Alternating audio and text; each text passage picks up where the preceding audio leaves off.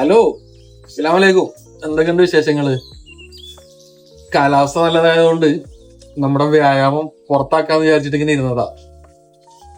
ലോകത്ത് ഏറ്റവും കൂടുതൽ വിറ്റഴിക്കപ്പെട്ട പെർഫ്യൂം ഏതാണെന്ന് എനിക്ക് 100 വർഷത്തിലേറെയായി എല്ലാ വർഷവും ടോപ്പ് സോൾഡ് പെർഫ്യൂമിന്റെ ലിസ്റ്റിൽ ടോപ്പ് 10 ഉണ്ടാവും. ഇപ്പത്തെ കണക്ക് വെച്ചിട്ട് ആനുവലി 10 മില്യൺ ബോട്ടിൽസ് ആണ് അത് വിറ്റ് പോണത്. പെർഫ്യൂമിന്റെ പേര് ഷനേൽ നമ്പർ 5. 1921 ഈ പെർഫ്യൂം റിലീസ് ചെയ്യുന്നത്. അന്ന് തൊട്ട് ഇന്ന് വരെ ടോപ്പ് ഹിറ്റ് ചാർട്ടില് ടോപ്പാണത്. ഈ പെർഫ്യൂമിന് പെർഫ്യൂം വേൾഡിൽ വേറെ സിഗ്നിഫിക്കൻസ് കൂടി ഉണ്ട് കേട്ടോ. കാരണം അന്നൊക്കെ പെർഫ്യൂമില് നാച്ചുറൽ ഇൻഗ്രീഡിയൻസ് യൂസ് ചെയ്യും. അതിന്റെ കൂട്ടത്തില് ഷേപ്പ് ചെയ്യാനായിട്ട് ആൽഡിഹൈഡ്സോ ആരോമാറ്റിക് കോമ്പൗണ്ട്സ് വളരെ ചെറിയ അനുപാതത്തിൽ ഉപയോഗിച്ചിരുന്നു. ആ കാലത്താണ് കൊക്കോ ഷനേൽ എന്ന് പറഞ്ഞ ഷനേലിന്റെ ഓണർ ഒരു റഷ്യൻ പെർഫ്യൂമറായിട്ട് ഒരു പുതിയ പെർഫ്യൂം ഉണ്ടാക്കാനായിട്ടുള്ള ഒരു എഗ്രിമെന്റിൽ ഏർപ്പെടുന്നത്. അങ്ങനെ അയാള് കുറെ പെർഫ്യൂംസ്, കുറെ ഇറ്ററേഷൻസിലൂടെ കുറെ ഫ്രാഗ്രൻസുകൾ ക്രിയേറ്റ് ചെയ്തു.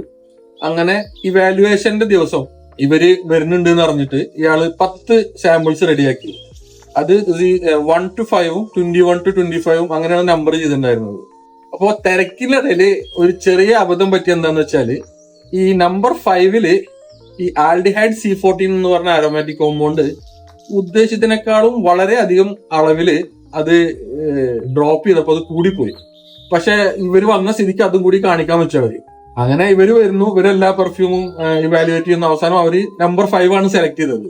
അങ്ങനെ ആ പെർഫ്യൂം റിലീസായി. അത് പെർഫ്യൂമിന്റെ ഇൻഡസ്ട്രിയിലത്തെ വലിയൊരു വിപ്ലവം തന്നെയായി മാറി. പിന്നീട് ആൽഡിഹൈഡ് ഓവർഡോസ് ആയിട്ടുള്ള ഒരുപാട് പെർഫ്യൂംസ് ഇറങ്ങി. ഞാനിത് പറയാനുള്ള ഒരു കാരണം എന്താണെന്ന് അറിയോ, ഈ ഷനേൽ നമ്പർ 5ല് ആൽഡിഹൈഡ് C14 കൂടാതെ ഏറ്റവും കൂടുതൽ ഉപയോഗിച്ചിട്ടുള്ള വേറൊരു ഇൻഗ്രീഡിയന്റ് ഉണ്ട്. അതിനെപ്പറ്റി പറയാനാണ്. യലാങ് എന്ന് പറയും. നമ്മളെ നാട്ടില് ലാങ്കിപ്പൂവ് എന്നും പച്ചച്ചമ്പകം എന്നൊക്കെ പറയും. മലപ്പുറം, പാലക്കാട്, തൃശ്ശൂർ ജില്ലകളിലുള്ളവർക്ക് ഇത് ഒരു നൊസ്റ്റാൾജിയാണ്. അതിങ്ങനെ വിരിഞ്ഞിട്ടുണ്ടെങ്കിൽ അതിമനോഹരമായ സുഗന്ധാണ്. അതിന് ഈ മുല്ലപ്പൂവിന്റെ നോട്ട്സ് തന്നെ, പക്ഷെ കുറച്ചുകൂടി ഭയങ്കര എക്സ്പ്രസീവ് ആയിട്ടുള്ള ഒരു ഫ്ലവർ ആയിട്ടാണ് യലാങ്ങിനെ കാണുന്നത്. സംഭവം നമ്മൾ പച്ചച്ചമ്പകം എന്ന് പറയുന്നുണ്ടെങ്കിലും ചെമ്പകത്തിന്റെ ഗ്രൂപ്പിൽപ്പെട്ടതല്ല ഇത്. ബൊട്ടാനിക്കലി ഇത് വേറൊരു ഗ്രൂപ്പിൽപ്പെട്ടതാണ്. എനിക്ക് ഇത് ചെറുപ്പം തൊട്ടേ വളരെ ഇഷ്ടമുള്ള ഒരു സ്മെല്ലാണ്. ഒരുപാട് സാധ്യതകളുള്ള വളരെ എക്സ്പ്രസീവ് ആയ ഒരു ഇൻഗ്രീഡിയന്റ് ആണ്. നമ്മൾ കുറെ നാളത്തെ സെർച്ചിന് ശേഷം യലാങ്ങിന്റെ നാച്ചുറൽ എസെൻഷ്യൽ ഓയില് സോഴ്സ് ചെയ്തിട്ടുണ്ട്. ആളിവിടെ എത്തിയിട്ടുണ്ട്. ഇതിന്റെ ഒരു അൺബോക്സിംഗ് കൂടി ആയിക്കോട്ടെ എന്ന് കരുതിയിട്ടാണ് ഇപ്പൊ വീഡിയോയിൽ വന്നോട്ടോ. സീലൊക്കെ ഉണ്ട്, ആരും ഇതുവരെ തൊട്ടിട്ടില്ല.